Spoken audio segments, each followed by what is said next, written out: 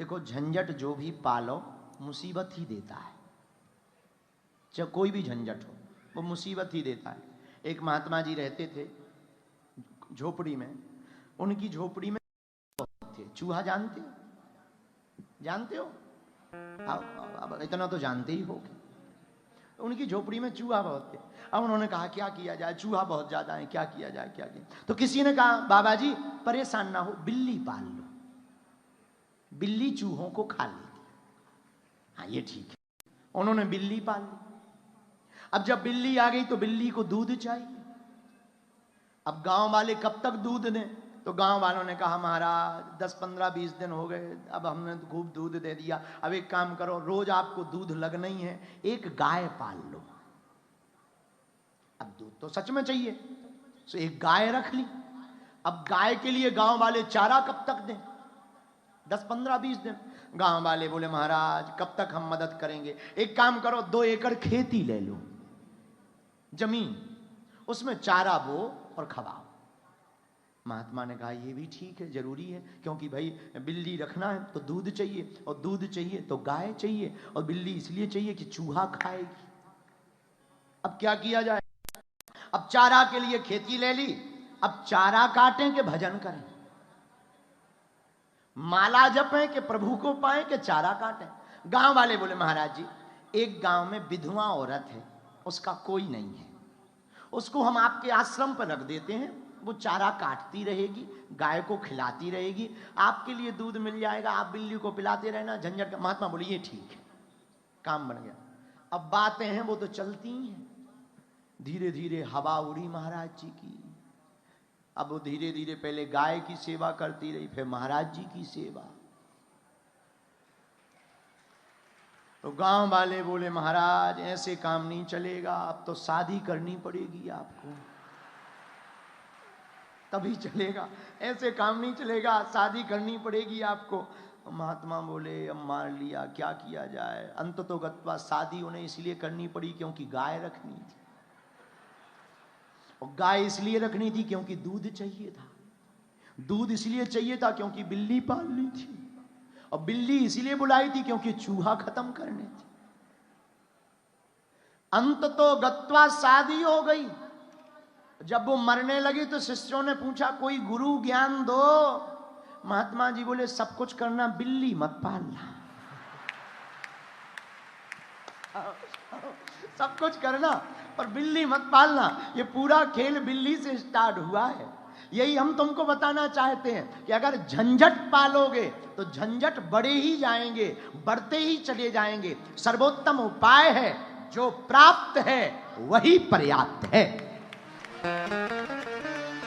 आपको जो प्राप्त है वो किसी से कम नहीं है, जो मिला नहीं उसका कोई गम नहीं है, जो मिला है वो लाजवाब है, जो मिलने वाला है वो सिर्फ एक ख्वाब है। हमें जो प्राप्त है वो किसी से कम नहीं। इसलिए मेरे प्रियजनों, मेरी आत्माओं, दुबई में हम धन कमाने नहीं आए हैं, हम तो आपकी संस्कृति को बताने और दुबई की महिमा को पूरी दुनिया में पहुंचाने आए हैं। इसलिए मेरे प्रियजनों, आप इस भाव से बिल्कुल मत बैठना, हम तुम्हें चमत्कार दिखाने भी नहीं आए। इस चक्कर में भी मत रहना कि तुम्हारे बाप का नाम बताया जाएगा या तुम्हारी पत्नी की पोल खोली जाएगी।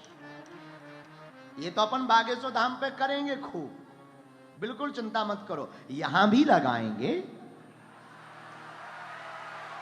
चिंता मत करो, ये भी अपना है। हम तो कल कह रहे थे, पूनम बहन भी बैठी थी, डॉक्टर साहब भी बैठे थे कि दुबई भी तो हमारा है।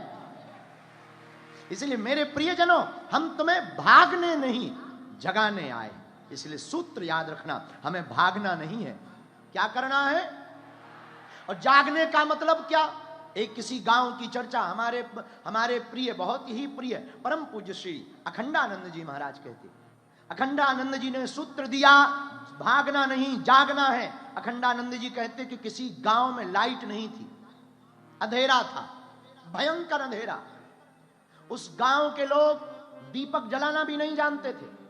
उस गांव के लोगों ने, जो बुजुर्ग थे, उन्होंने एक बहुत ही गंदा नियम निकाल रखा था कि रात के समय जब अंधेरा हो तो अंधेरे को बाहर फेंकना है। और पूरी रात वो यही करते थे, अंधेरे को बाहर फेंकते थे, और सुबह जैसे ही होती थी तो कहते थे लो अंधेरी भाग गई। अंधेरे को फेंकने से अंधेरा कभी नहीं जाता था, वो तो प्रकृति की गति थी। सूर्य उदय होता था, उजाला आता था, और उन मूर्ख गांव वालों को लगता था कि हमने अंधेरे को आज फिर भगा दिया, आज अंधेरा फिर हार गया। लेकिन उसी गांव में किसी पढ़ी लिखी एक औरत की शादी हुई। वो उस गांव में गई और उसने रात को देखा तो सब लोग चिल्लाते हुए बाहर आए, चलो चलो अंधेरा ढोना है, चलो चलो अंधेरे को भगाना है, भाग जा अंधेरा। वो पढ़ी लिखी औरत रही होगी दुबई की। अब ये नहीं कहेंगे कि वो तुम्हारे बीच की मुन्नी बाई थी, पर वो थी दुबई की। और वो आश्चर्यचकित हो गई कि ये रात में पूरा गांव करता क्या। तो उसने अपनी सासू मां को पूछा कि आखिर ये चल क्या रहा। उसकी सासू मां ने कहा अंधेरा ढोया जा रहा। हम लोग कई वर्षों से पीढ़ी दर पीढ़ी अंधेरे को भगाते हैं, तब सुबह तब सवेरा होता है, तब प्रकाश आता है। उसने क्या मूर्ख लोग हैं। उसने उस दिन तो कुछ नहीं कहा। दूसरे दिन गई और बाजार से वो रुई और तेल लेकर के आई, और जब रात हुई तो उसने अंधेरा भगाने के लिए छबलिया नहीं उठाई, दीपक जलाया और पूरे घर के बीच में रख दिया। पूरा घर प्रकाशमान हो गया। उस घर के लोग खूब सोए, खुश हो गए, हमारे घर से अंधेरा भाग गया, चमत्कार हो गया। जब पूरी रात उस घर के लोग सोते रहे तो सुबह पूरे गांव वालों ने पूछा क्या बात है, आज तुम्हारे मकान से कोई आवाज नहीं आई है, क्या तुमने अंधेरा ढोने का काम नहीं किया। उसने कहा कि मेरे घर उजाला आ चुका है, अब मुझे अंधेरा ढोने की आवश्यकता नहीं है। मेरे प्रियजनों, जब गांव वालों को वो सूक्ति पता लगी तो किसी ने भी पर अंधेरा ढोना नहीं सोचा, सबने अपने घर पर दीपक जलाना प्रारंभ किया। परिणाम, उस गांव का अंधकार भाग गया। यही हम तुमसे कहना चाहते हैं, तुम्हारे अंदर अगर अध्यात्म की चेतना, ज्ञान की चेतना, भक्ति की चेतना, विश्व एकता की चेतना, विश्व शांति की चेतना और सबको गले लगाकर भागने की जगह जागने की चेतना तुम्हारे अंदर जागेगी, तुम्हारे अंदर दृढ़ता होगी, तुम्हारे अंदर संकल्प होगा और तुम ऐसा दृढ़ संकल्प करके बैठोगे, हम दावे के साथ कह सकते हैं तुम तो आनंद पाओगे ही पाओगे, तुम तो सुख पाओगे ही पाओगे, तुम तो प्रसन्नता पाओगे ही पाओगे। तुम्हारे प्रकाश के साथ साथ तुम्हारे घर में रहने वाले लोग भी प्रकाशित हो जाएंगे, वह भी जागृत हो जाएंगे। उनको जगाने का एक ही उपाय है, हमें भागना नहीं है। क्या करना है? जोर से बोलो। भागना नहीं है, क्या करना है? जागना। अच्छा, जागने का मतलब तुम लोग कहोगे गुरुजी हम तो पहले ही आंखें खोले, अब कैसे जागना? नक कटा। आंखें खोलना जागना नहीं है। आंखें खोल करके भी बहुत लोग सो रहे, जो हो रहा वो दिखाई नहीं दे रहा, मस्ती में मस्त है, उन्हें पता ही नहीं। कुछ लोग तो जिए ही जा रहे हैं, खाना मिल रहा सो खा ही जा रहे, सो ही जा रहे, रो ही जा रहे, हंसे ही जा रहे। ये जिंदगी नहीं है। ऐसी जिंदगी तो पशुओं की भी होती है। जिंदगी वो है जिसमें हर पल मुस्कुराहट बनी।